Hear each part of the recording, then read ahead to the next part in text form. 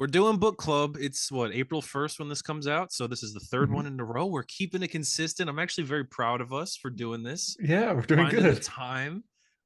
This week, this month, we've done an Avengers book. The three of us, I think the three of us love the Avengers. JD, you're a little late to the train, but I've come around. I've come around. the Avengers, I think they're the best, right? So we decided to do an Avengers story.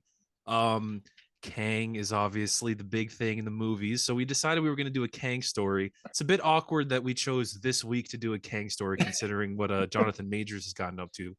But It's nonetheless, comic accurate. comic Kang we will be talking about. We read the first volume of Mark Waid's second Avengers run, which is 2016. It's him, Mike Del Mundo. It's called Kang War.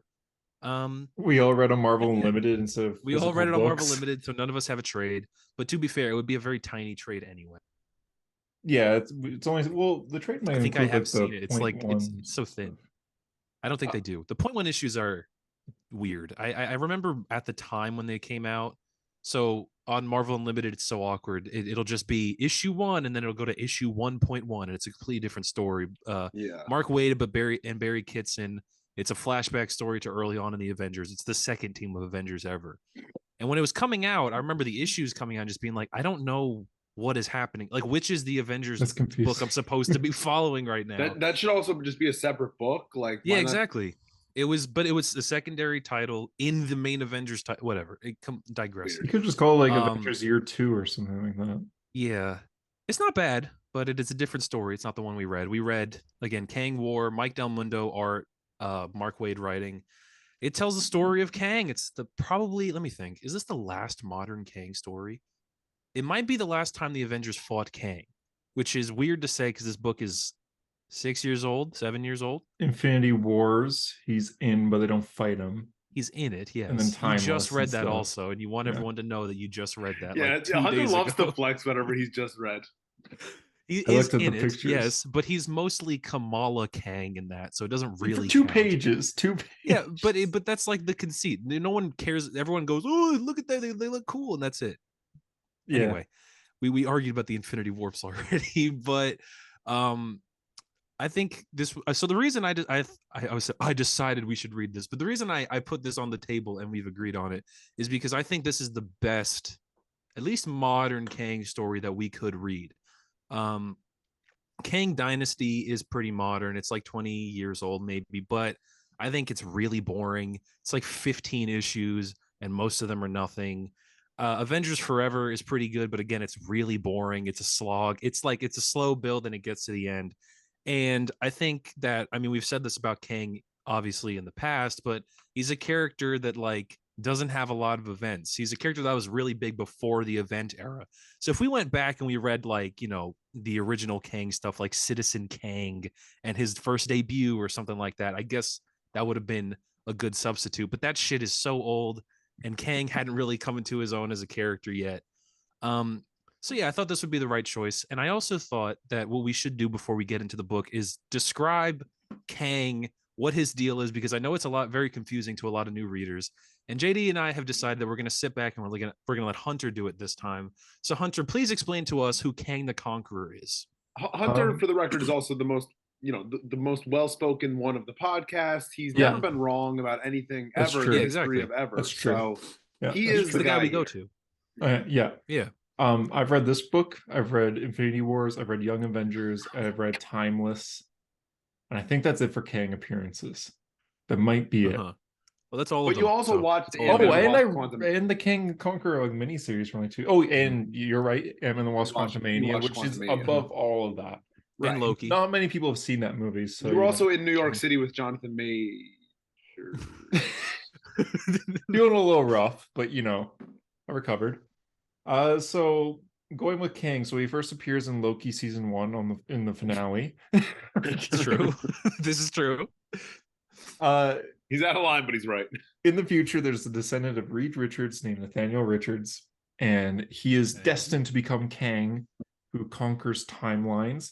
His younger self knows this and doesn't want to do that, so he comes to the present, or I guess a little bit in the past, and becomes someone named Iron Lad, a superhero to join the Young Avengers, help form the Young Avengers purposely. And kind of to stop himself, kind of show himself that he can be a hero, to stop himself from becoming Kang the Conqueror. That doesn't work because Cassie Lang dies, and then he ends up becoming Kang anyways. But Kang's whole thing, what was the question? Just describe Kang. I feel like you've only described Iron Lad. Yeah. Kang. Yeah. Okay, so So Kang, Nathaniel hold on. Richards. Oh, he's got it. He's got it. All right. That was Iron Lad, yeah. And there are a lot of Yeah. different things. There's Ramatut, like Tyler's What's good name Ramatut's here, story? and I mean, he's Immortus. important, bro. You got to explain him. Okay, so You can't leave Ramatut out. He's technically the first Kang. It's true. I was more so just saying there's several different variants of Kang, but Yes. Kang the Conqueror's whole thing is that he likes to control timelines, and there's different versions of himself, like Ramatut, who goes back to the Egyptian times, and he's able to kind of not necessarily his idea for that is that he thinks the Egyptians were more advanced for the time that they were in, even though they were set way in the past here, they were way above their time. So Kang kind of helped them get to that. He was helping them get those like certain technology and everything, because he's from the future, of course. So he was controlling them in a more traditional sense for that time, but also developing them way past. A funny fact, I think, is that technically, I think in Marvel continuity, Kang invented the Sphinx. I think that's a true fun fact. And was the reason the pyramids were built. I think something like, and the pyramids hold some great weapon or something like. Yeah. It's so dumb. It's literally that second Because of Transformers him. movie. Yeah. Yeah, it's very similar. And the only person that stops him during that time was the Fist of Khonshu at the time, like the Moon Knight for that era. That was like his only enemy. His reign officially ends when Apocalypse is born. So Apocalypse is born, drives Ramatut out of Egypt. After Ramatut, Kang tries to go back to the future. That would be a good title for a movie. Dude, maybe 3 movies. His present is the 31st century. He tries to go back to it, overshoots it, ends up in the 41st century. So he overshoots it by 1,000 years. And at that point in the future, he's Ramatut, and he finds that it's like endless war in the future, and everyone is using these chronal devices to destroy each other through time. And that is where he becomes Kang the Conqueror. He finds this weaponry, he finds all this stuff. And in the 41st century, Kang the Conqueror is born. Eventually, he will age to the point where he becomes Immortus, and Immortus is kind of more mellowed out, works with the Timekeepers, who in the Marvel comics are real people. And I think those are the 3 most important versions of Kang, the 4 most important versions of Kang, counting Iron Lad. And this book does have an issue where they describe his origin, which I really appreciate, because every Kang book has one, and you can actually compare which ones are the best and which ones are the worst. This is one of the better ones, in my opinion.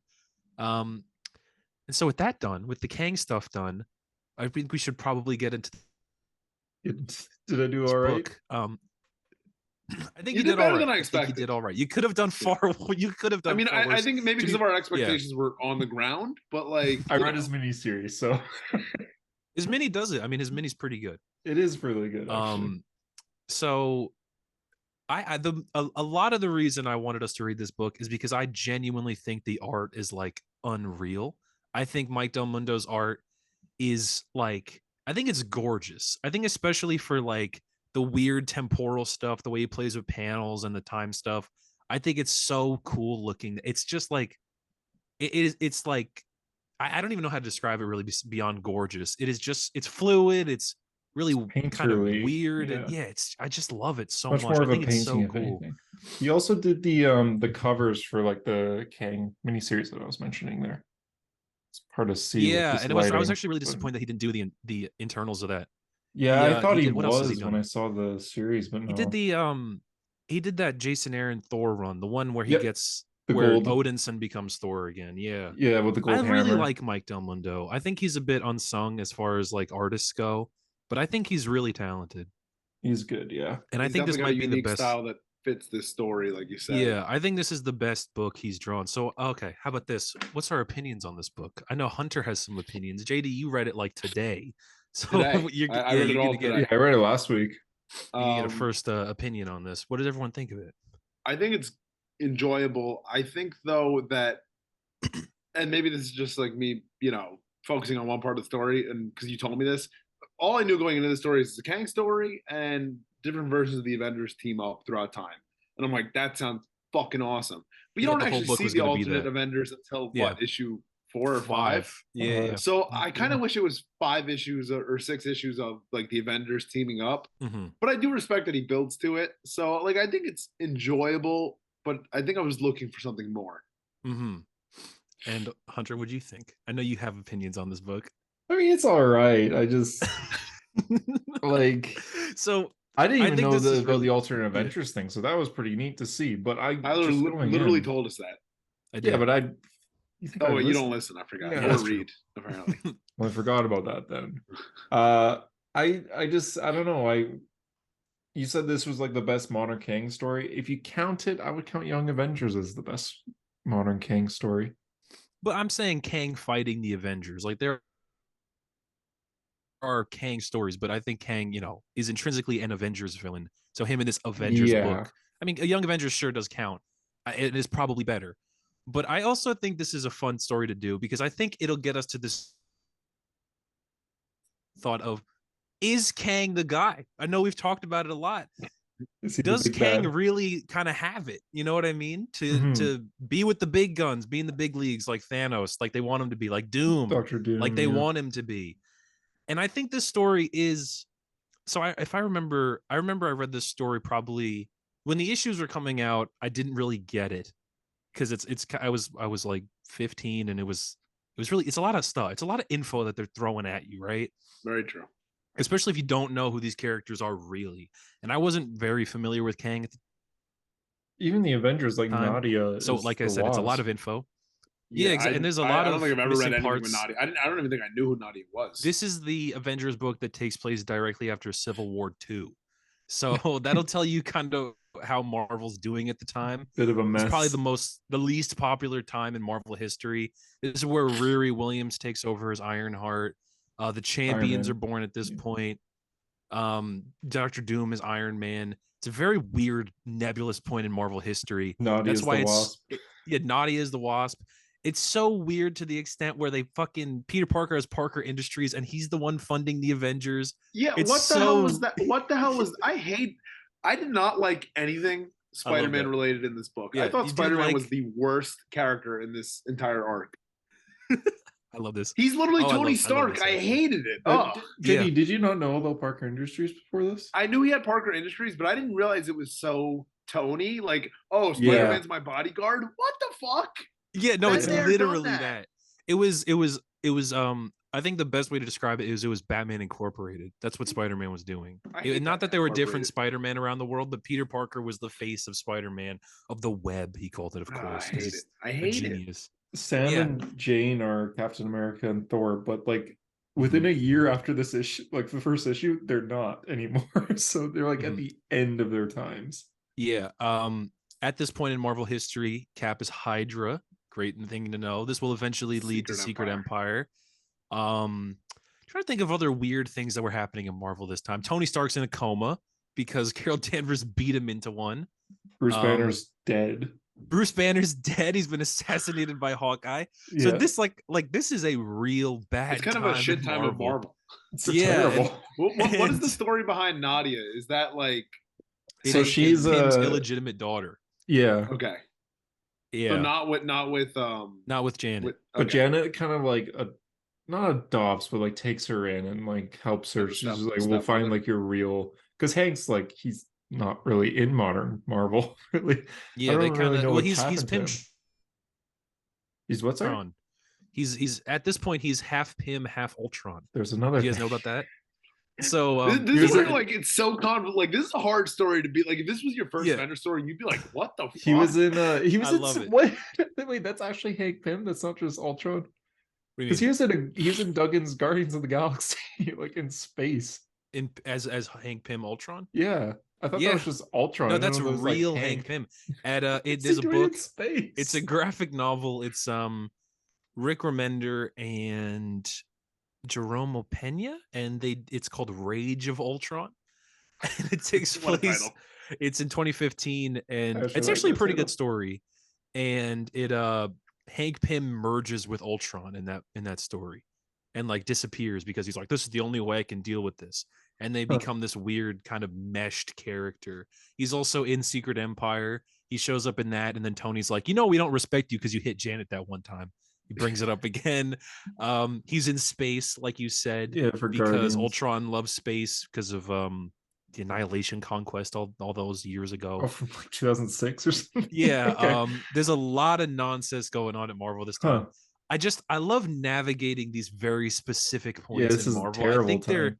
hilarious because See, again, this was a bad point in Marvel's history. I think Nadia was made to kind of match the MCU because Scott Lang didn't have a Wasp, and Nadia was Yeah. Scott Lang's Wasp for a little bit before Cassie came back and I don't actually kind of remember took where on the Nadia role. debuts. Do you remember where But Cassie- Nadia? According to the Comic Geeks app, it was a Civil War 2 tie-in. Oh, I thought it was Really? before Civil War. Jeez. It So was she had a created, mini it was created series by Wade. Yeah, the miniseries by Wade is called Ant-Man and the Wasp, and it's about Yeah, she them appeared in the quantum free realm. Comic Book a Day Civil War II issue. Yeah. I probably have that So- issue now that I think about it. So yeah, Scott and Nadia, they accidentally get sucked into the quantum realm together when they first meet. So then there's a miniseries that Mark Wade did where they're getting out of it. And then since then, she Yeah, was I on the remember that. Champions for a little bit, I think. If I'm remembering that I right. think so. Yeah. I She think was so. on the Champions for like 5 issues or something. And then she hasn't really been in anything since. She's in the Wasp series right now, like the miniseries But happening. she Yeah. was made because of the MCU, essentially. Pretty much, I much, think. because they wanted Janet- they wanted Hank to have a Janet was daughter. around, and Janet was also the Wasp, I think, because Janet's on the Uncanny Avengers at this point. Yeah, I'm she was still a pretty Wasp. sure. Yeah. Yeah, so there's 2 Wasps at this point. But they wanted Um, Scott to have a Wasp to be with. Yeah, because Scott is Ant-Man, and like we said, Pym is Ultron. Yeah, Thor's Captain America. Thor is Jane Wait. Foster. Sam Wilson's Captain America. We have the Vision, who's also been going through some weird shit prior to the story. Well, this was At right this after point, King's Vision, right? This is after King's Vision, yes. And Yeah, because it's of the Tom King's family. vision, the Vision has turned off his emotions or something like that. And that happened in Mark Waid's previous Avengers run, which is the one with Kamala and Sam and Miles. Miles. So not exactly new reader friendly, considering this was a number one, like an issue 1 Avengers. Yes, again, The only character you don't need why I find it explaining so is funny. Hercules. It's like Yeah. You could just go, oh, Hercules of legend. I kind of understand you know that. the Greek god Hercules. Yeah, Yeah, it's he's him. on It's the team just too. him. But right after this, he goes to space and he joins the Guardians. I Yeah, love the eventually. subtle flexes of Hunter's Marvel knowledge, like this entire thing. I mean, you're off by 4 or 5 years, but that does happen. 4 or yes. 5? No. Oh, That's Al 3. Ewing's run. Yeah. There is another Avengers story after this that he is in. So this book, yeah, it jumps around to a lot of different places. There's so many different weird versions of these characters, but really it's about Kang trying to find baby Kang, which I find again really kind of funny. It's I think that Kang the Conqueror in this book is really fun, and I also really enjoy seeing the other different weird versions of Kang, It's like like the a one MODOK where version. yeah, like the weird Yeah. MODOK leg version of Kang. He's like that Green Lantern. You know that Green Lantern that's just legs and a big head? Yeah. Yeah.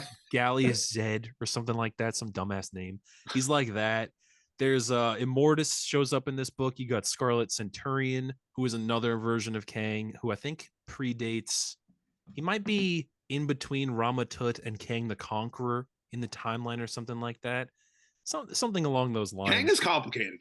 Kang is Kang like, is complicated. very And the thing is that this is the least complicated Kang story I could have picked. I mean, Kang Dynasty has a version of Kang or a version of Scarlet Centurion, which is Kang's son, which is a guy named Marcus, which I think also might be Carol Danvers' son, something like that. Avengers with Rhodey or no, before that. No, you don't even get me into the Carol Danvers child thing. That's Avengers issue 200. It's remembered as one of the worst issue of the Avengers ever. And then Avengers Forever is just kind of this ode to Avengers history prior to New Avengers. So what's even going on here? Who even cares about the Avengers at that point? It's got Captain America from when Reagan was a Nazi. It's got because Reagan was a Nazi in the Marvel comic book universe. It's got it's right before he became Nomad. It's got Hank Pym, but he's Goliath, or not Hank Pym. It's a Hawkeye, but he's Goliath instead. Every Kang story is really complicated. And this is honestly the least complicated one I could pick, but it also really does say something that this is also so fucking complicated, this book. The Avengers are more complicated. Yeah, it's a weird lineup, and this lineup doesn't last, right? So it's Nadia, Spider-Man, Jane Foster, Sam Wilson, Vision, Hercules. This lineup lasts these issues, and then there's 2 issues where Doom. not Immortal, what is it? Infamous Iron Man, Doom joins. He just shows up for a story, and then Secret Empire happens, and then this run ends, and then Jason Aaron takes over. Well, this run ends, and then there's another story, Avengers No Surrender, and then Jason Aaron takes over. But it is a very complicated time in Avengers history, no doubt. It's a very complicated time in Marvel's history. Mm-hmm. But I do think it is a bit of a fun story. I think that if this book was going to be the Avengers movie they're making, Kang Dynasty, and by this book, I mean the kind of concept of the last issues really do.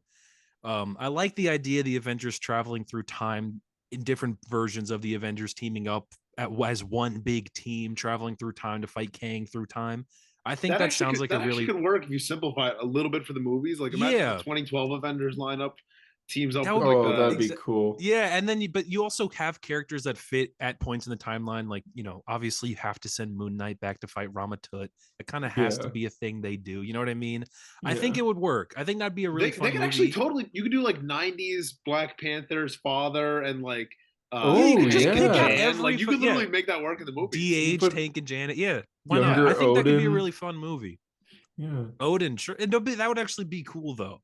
Yeah. I think that could be a really fun movie. I think that's kind of how they have to do this Kang Dynasty movie, because the Kang Dynasty story is absolutely ridiculous. I don't even know. Yeah, just do Kang War. And Kang Dynasty is a kind of a better name than Kang War. I think this book, issue by issue, is called Kang War 1, Kang War 2, Kang War 3 as they go, which is kind of fun. Did you guys notice that it has the Vision talking to the Vision about the ship of Theseus? Yeah, which is in like WandaVision. Yeah. I think. Did you not catch that, Gigi? No, I didn't catch that. That was in the last issue, I think. It's literally like future vision and modern or present vision. They're talking about the ship of Theseus, which happens in the last episode of WandaVision, which I think we might have brought up to Mark Waid or someone brought. I don't remember if we did that or that being brought up. I mean, I guess I would have done that, and I don't remember if I did that. But I think that's funny. I wonder if they got that from this book. I doubt it. I don't know. Maybe. It's really like close. Yeah. I really, really like Peter talking to Old Hulk, because Old Hulk was kind of smart. Yeah. So Old Hulk is really offended that Peter thinks he's a smash. Yeah. I'm not technically idiot. Young Hulk, but old. Yeah. In the past Hulk. But I just kind of love that interaction where he's just like, Hulk, hit that. Hulk, smash this. And Hulk's like, I'm not stupid. Like, why are you speaking to me like this? Peter's like, well, because one day you will be strong. Yeah, because you have no idea. I think that's really fun. And that's the kind of stuff, like you said, I think this story could have probably used more of. This story could have been all that. It's fun to see, Jane and Thor, like Odinson team up, and they fuse their Mjolnirs into one Mjolnir. That's pretty cool. I think this story probably could have been bigger. Honestly, like if this was an event, been an event, yeah. Like if you did it like one issue of the Kang origin, and then like 5 or 6 issues of like the Avengers teaming up across decades.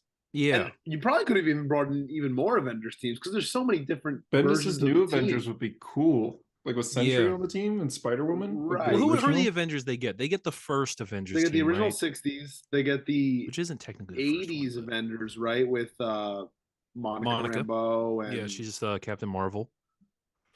We get. I'm trying to just 60s, 80s, and then the. Yeah, it's just those ones. Yeah. But they like mix them up together. They don't put them like, okay, original go together and the 80s go together. Like they do mix and match. Yeah, they do mix and match. I really like the moment where Sam says Avengers assemble, and then Vision's you just created a paradox. Now they learned Avengers assemble because of you. His face. Think and he's just like, oh. Yes. Okay, but shit like that, like I'm kind of just like, I don't know. It doesn't make any sense, but it is kind of a fun moment to read. And I think Mark Waid kind of acknowledges, because he does this in Flash as well, where he's just like, time travel doesn't make sense. Yeah, and it makes me wonder if he did this story because he probably read Kang stories as a kid and was like, if I'm going to do Avengers, I have to do Kang eventually. And the unfortunate thing is that he doesn't really get a long tenure on the Avengers. I think if you think Mark Waid on the Avengers should be like a real bombastic book, especially Mark Waid is the writer that takes over the Avengers after Hickman. So it should be something. It's Bendis, Hickman, Waid, which sounds like that is like a exactly. And back. He doesn't really get a long tenure on the Avengers. I think it's because he kind of got them at such an awkward point right after Secret Wars where they're shifting into something different. Cap is old when he takes over the book initially. You know, Jane is Thor.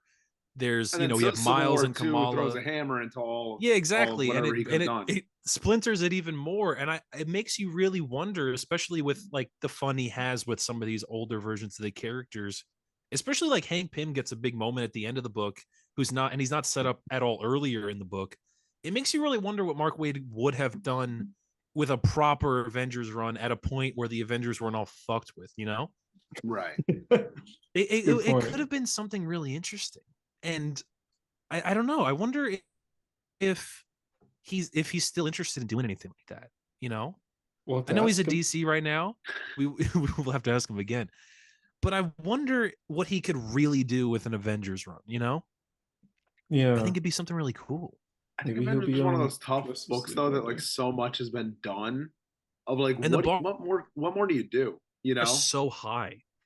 The bar for Avengers is so high nowadays. And what Waid says is you don't want to follow a great run, right? You want to follow a guy who sucks. To follow Bendis and Hickman is fucking intimidating. Yeah, that sucks. And it is Mark Waid, so it's not like they could have you expect a lot out of it. They could have picked someone so much worse. Right. Exactly, yeah.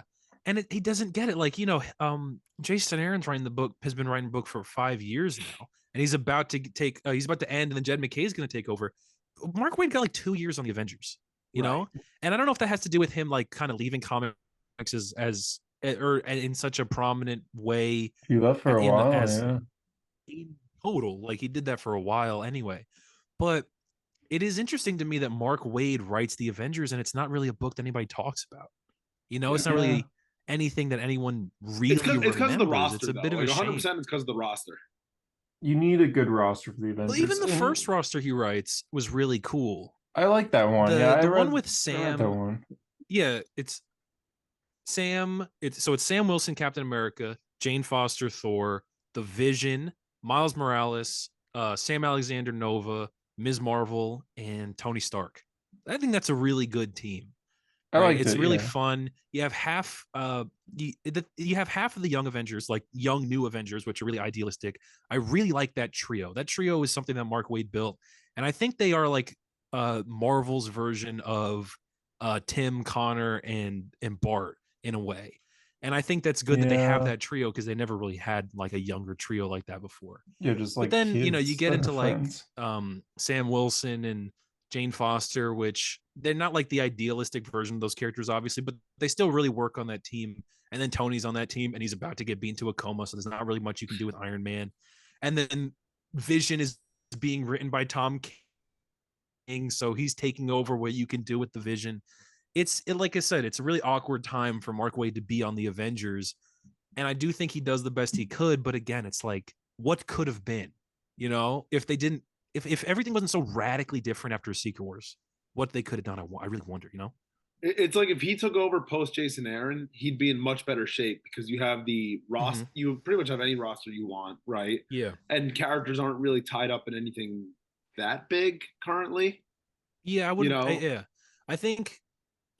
Yeah, I'm really happy that Jed McKay's on the book, but yeah, like nowadays would be a perfect time for Mark Waid to be writing this book. Like it feels like McKay could do anything right now and it'll be like acceptable because I mean really I mean I'm trying to think, are any of the characters in any like deep shit right now where you can't do that with this character? I really don't think there is. I don't think so. I mean, like what's Thor up to right now? He's out of the Galactus stuff, right? He's not doing that anymore. Yeah. Well, he's doing with Thanos is being revived right now, so he's doing with that in space. But like It's fine. Yeah. You can come back. Sam is the only one that's a bit like of the time. Like that's a very specific to right now because he's Captain America again. Right. But everything else is like Vision and Scarlet Witch, like fairly classic status quo, right? Avengers and status quo. Carol Danvers, status quo. Tony Stark, status quo. Like it seems like a really classic Avengers lineup. And Mark Waid didn't really get to use a classic Avengers lineup, which I think that's where all of his love for comic books is in that older stuff. Not that he doesn't, hate, not that he hates modern stuff or anything like that, but he has obviously real reverence for that older stuff. World's Finest is literally set in a classic in Avengers team would have been. Yeah, exactly. Well, that's why I'm kind of interested in reading the .1 issues because that's like the year 2. I'd be interested. I was looking at the art. I was like, the same artist as JLA year 1. I'm like, that'd be kind of interesting to go back and read. It's the second Avengers team. It's the team right after. Yeah, Cap joins, and then everyone else leaves, and then Cap hires 3 criminals. Wanda, Quicksilver, and Hawkeye. And he's trying to reform them in the the public view, which is a really cool idea for a story. And that's really cool that he would pick that era of the Avengers to use, because at the time I remember there's the panel where Captain America introduces them all, but I'm sure that team does not last. Right. Like there's no way that those 4 are the Avengers for a while. Right. So it's cool and give them a fun arc. It would have been interesting if he had tied that into this, and those versions of those characters showed up in this book. I thought that was happening. Yeah, exactly. Which would have made those issues worth reading. Because now, as it stands, there's just .1s. There's no real reason to read those issues unless you're trying to get every Avengers issue read. Right. But I think that would have been really cool. That would have given their, they give you a reason to read those issues for whatever, Yeah. And I don't know why it doesn't do that. I think that's so odd. Yeah. Books not bad. No, I'm trying to think like the book's not bad. We're talking about the book. Yeah. Like we're talking a lot about the big picture, which I think is conversation, right? With Kang, with the Marvel universe. Yeah, I think that was kind of at the time. I think that was kind of the idea. I think the wider conversation around the Avengers and Kang and all that was more interesting, obviously, or maybe not more interesting, but kind of sustains a lot of what this book is indicative of. I mean, this book is so of its time Avengers, and I think that's what's really kind of interesting about it in a way, Yeah.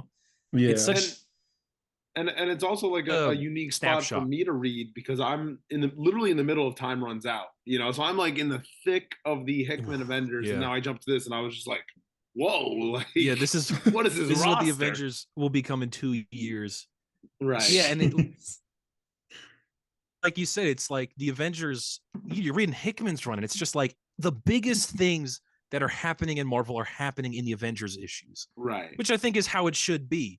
I think I think if you're going to read one Marvel book, it should be the Avengers, because that should be like what's driving them forward, right? It pushes the universe. Yeah. At this point, they've already given that up, and the Avengers are just having adventures. Yeah, they're just doing things, and there's no like grander arc happening. It's the grander arc happening at the time is Hydra Cap, but he's not in this book, and that would have been maybe really interesting. If you had Steve Rogers on the book and he's Hydra and he's working behind the scenes. I think he's in the other Avengers book at this time. He's on Uncanny Avengers. And again, I don't know why he's on that team and not the actual Avengers team. It's really good. And that's where you wonder if these again, besides the like point, it would have been interesting. You know what I mean? Where it's like too many books going on at once. It's like you kind of need to focus, like, at least during Hickman's run, even though there were a lot of Avengers books really going on, that's the important one, Yeah. And I think I think that this era is kind of leading to, so this happens, and then there's Secret Empire, and then Marvel Legacy happens. Marvel Legacy is it was their DC Rebirth, and it was way worse than DC Rebirth. Well, DC Rebirth was good. Exactly. It was like it was a very half-assed attempt to make a version of DC Rebirth, because people were so pissed at how Marvel was at this point.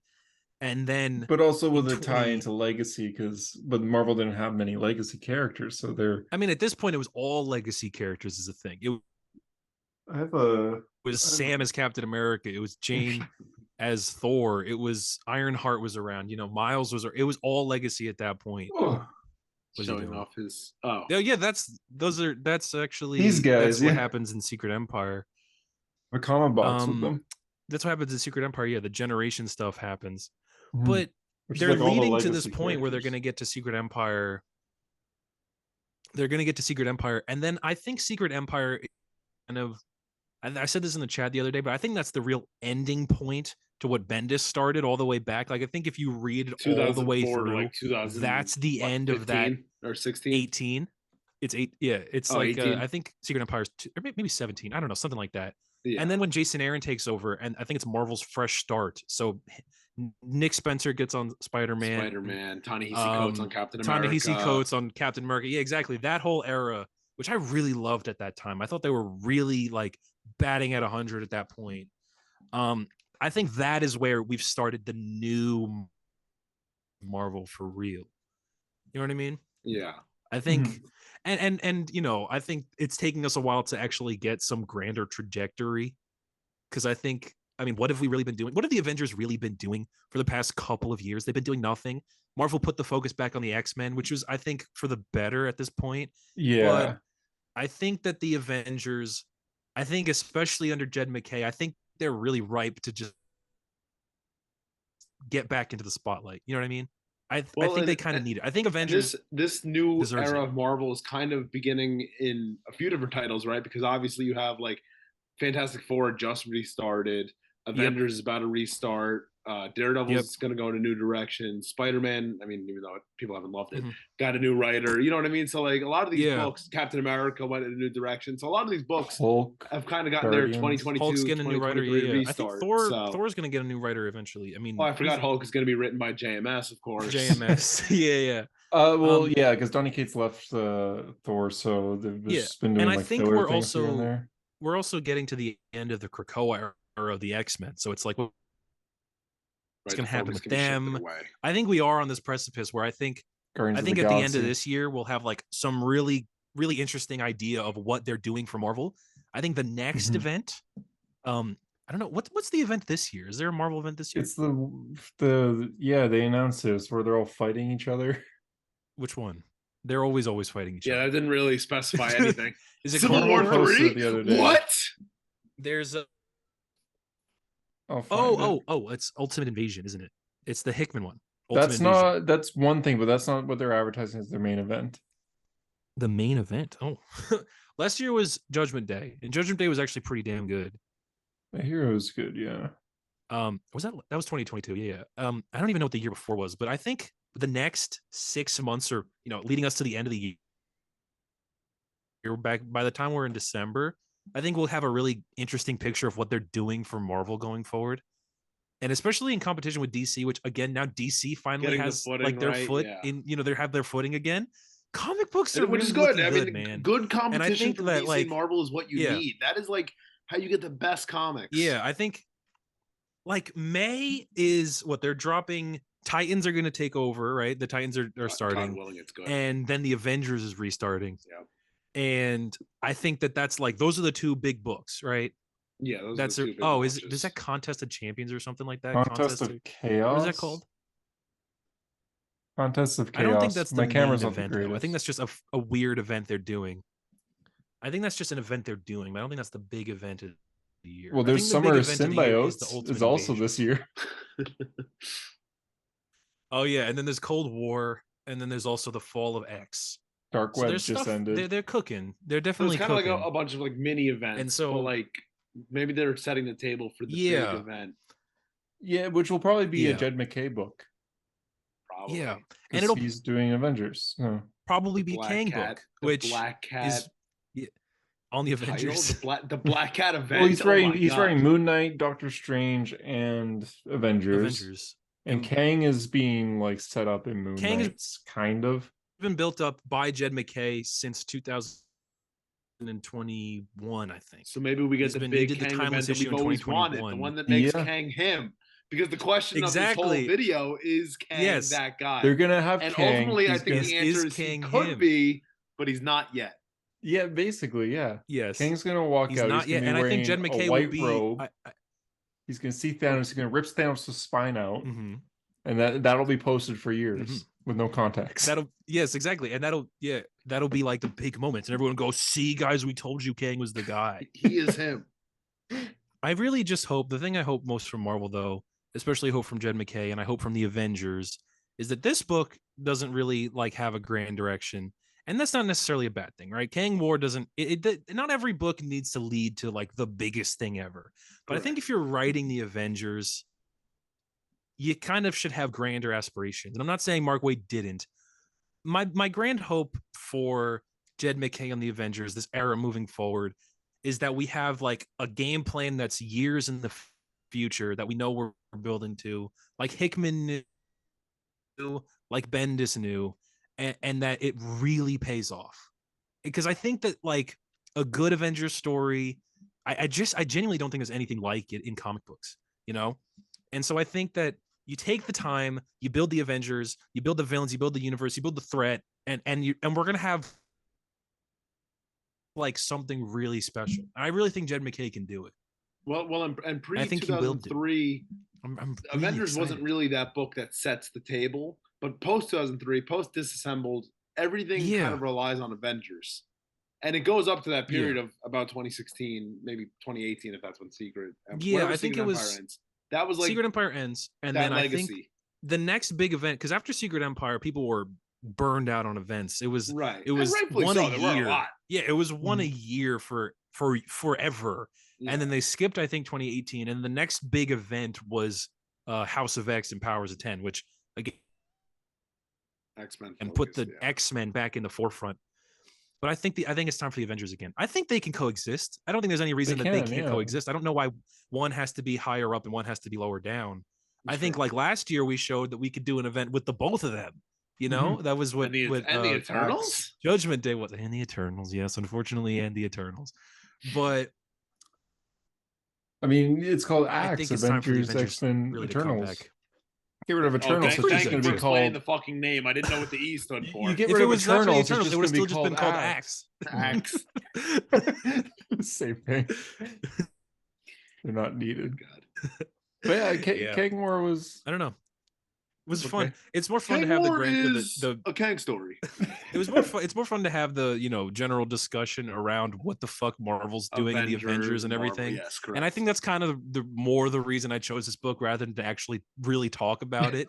I thought it'd be funny. That was actually a galaxy brain move by you. Who would have thought? I thought it'd be more coming. I thought it'd be really fun to just discuss what's happening with Marvel and the Avengers and Kang, especially Kang, because everything is apparently Kang these days. I thought that would be really fun, and it kind of worked out. It worked out for the best. That's what's special about book club. That's what's different from book club and the podcast. That we can have these broader comic discussions. I think we kind of nailed it this week, this month. I have a question though. Out of curiosity, if Kang is not the guy being Thanos, Doctor Doom, who is besides those two? Doctor Doom. For what, the MCU? Besides those two, just in general. Doom. Just in general. Victor Besides Thanos and Doom. Besides Doom and Thanos. What am I supposed to say? That is the answer. I know. I'm saying besides Doom in the Marvel universe. 3. Oh, I actually thought about this today. I think it's Kingpin. Ooh, interesting. I think the 3 main Marvel villains are Doom, Magneto, Kingpin. Oh, Magneto. Yeah, I would say Magneto over Kingpin. Magneto could be him. He's gone through his face heel arc. He's turned good and he's turned evil. And Magneto. The thing about Magneto, he's never really fought everyone. He really just pisses off the X-Men. He'd be cool. I'm sure he could like fight villain. the Avengers. Well, in Ultimate, I mean, he's technically he'd be really cool thing, right? In Ultimatum. Yeah, Ultimatum. The worst comic book ever written. Destroy New York City, floods it. Yeah. He floods the entire. He flips the magnetic poles of the Earth. It's fucking stupid. That is the dumbest. We should do that eventually. That's the worst comic book ever, or the worst event comic book ever. So it won't be what we do next. Nice segue. So next month, Guardians of the Galaxy Volume 3 is coming out, and we're gonna do Donny Cates's run on Guardians of the Galaxy, which I think starts in 2019. It's only 12 issues. It's very short. Yeah. And it's really good. Like it's really awesome. damn good. I'm it might be my favorite one of the call here. It might be my favorite one. I gotta think it's find my mine issues. too. So yeah, it's 12 issues. Because I have the issues at home. I gotta pull those out. The Guardians kind of have a very similar team for a long time, but then there's an event called Infinity Wars, which you won't have to read, that Thank God. separates them. So the book starts and it's literally just Star-Lord and Groot. That's the Guardians of the Galaxy. So they and do there will definitely be set it context up we a have to lot. explain, but there will Yes, yes. definitely be, but Groot we'll have to doesn't hold say that to I it. am Groot. Groot can speak Groot can full talk, English. so that'll yeah. be fun. I'm gonna need like all. This Yeah. will literally be my first You're Guardians literally comic. I will need all the continuity. who the hell's Moondragon? Who the hell's Quasar? Who the hell By is LaBelle, Cosmic Ghost Rider? Who the hell? Yeah, there's gonna be all that. Beta So Ray that'd be fun. Bill. So I know who Beta Ray Bill is. we're picking this book not That'd be because fun. it's just like short and good, but it's also one of the Guardians books that changes the team up completely. They use a lot of Marvel's cosmic heroes and just when like, what if it's kind of like how Bendis back in the day was just like, what if Wolverine was on the Avengers? Let's put him on there. Yeah. This it kind of is like, what if Silver Surfer's on the Guardians of the Galaxy? Let's throw him in the book. What if Yeah, I think it's Ghost Rider? Beta the Ray only thing to Bill. know. The only thing to really know going into it, and There's it's a not a lot. spoiler, but the main thing to know is that Thanos is dead. Thanos has been killed, and the Guardians, and by the Guardians, every cosmic character at the beginning of issue 1 is meeting to read his final will. That's I think that'll That sell sounds it like to a very people. interesting premise, actually. It's really cool. Yeah, it's really, There is a lot of context for it's really like what cool. happened So to the Guardians. In Infinity Wars, one thing that's kind of good to know, Gamora kills Peter to get an Infinity Stone, but Doctor Strange uses the Time Stone to bring him back. But Peter still and so he's remembers dealing it, with and that it trauma. like yeah, he like can't. And sleep Peter at has night. also been engaged to Kitty Pryde and has not, and they did not get married. So he's also dealing with that. It's really good though. You should just These read book it. club books are getting like more and more convoluted. Remember when we read Superman's Secret Identity? I could go on and on. Yeah, we gotta. Groot. What's June? Rocket. June is also going to be complicated. One of the months we have to pick a book that is just standalone, and then we can do that. We gotta do like but Batman the thing is, Year we're One. tying in with the movies. It deals with the death of Rocket Raccoon potentially, like we might see in the movie. So we'll see all of that. We're trying to have brand synergy here. I'm excited. But when there's no movies coming out, we can do something fun. We can do All Star Batman and Robin the Boy Wonder. We last month I do want to do it actually. Last month we did mention Secret Invasion. We're waiting for a release date. Then we will So apparently it does have a release date. Apparently June, right? It's looking like July. we might do Secret Invasion in July. July. What's gonna 1st. What's gonna be the Mephisto book we pick when Mephisto, the Disney Plus short? Oh, I'm cooking for that. Don't you worry. I have Mephisto books in the ready. We might actually do one more last day Hunt for Craven in I think September. I think September is Craven. So Craven's Last Hunt. Great. For that, maybe. Yeah, we can. We are trying to pretty We straightforward. can pick any book.